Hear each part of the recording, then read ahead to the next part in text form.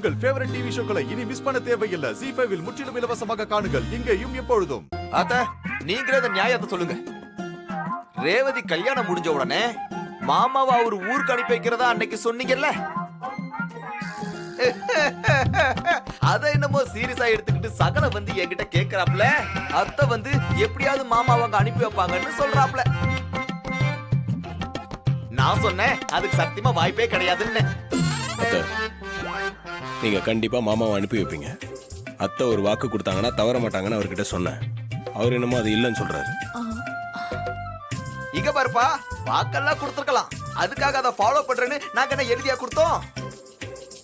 இத பாரு, மாமாவோட அம்மா அதான் அந்த கிளவி கல்யாணத்துல செஞ்ச அழிச்சாட்டியத்துக்கு அவர் அனுப்பி வைக்காம இருக்கிறதா நல்லது. என்னத்த நான் சொல்றது?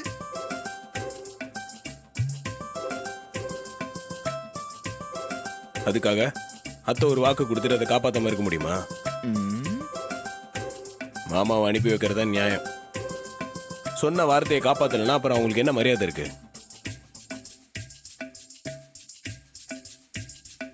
ஊர்ல அவங்கள பத்தி என்ன பேசிக்கிறாங்க தெரியுமா? அவங்க கோவக்காரங்க, முரட்டுத்தனமானவங்க, எதையும் முகத்துக்கு நேரா பேசுறவங்க தான். ஆனா எப்பவும் சொன்ன வார்த்தையை தவறாம காப்பாத்துவாங்க. அப்படிதான் இமேஜ் இருக்கு அவங்களுக்கு. அதுதான் உண்மையும் கூட. அதை கெடுக்கலாம்னு நினைக்கிறீங்களா? இவங்க 2 பேரும் சேர்ந்து ஏதோ டிராமா போடுற மாதிரி தெரியுதே. பார்க்கலாம் அக்கா என்ன சொல்றான்னு. மாப்ள, ராஜா தான் என்ன கரெக்டா புரிஞ்சு வச்சிருக்காரு.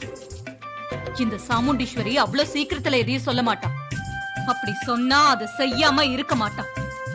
கல்யாணத்துக்கு முன்னாடி நான் சொன்ன மாதிரி இவரை நான் கண்டிப்பா அனுப்பி வைக்கதான் போறேன்.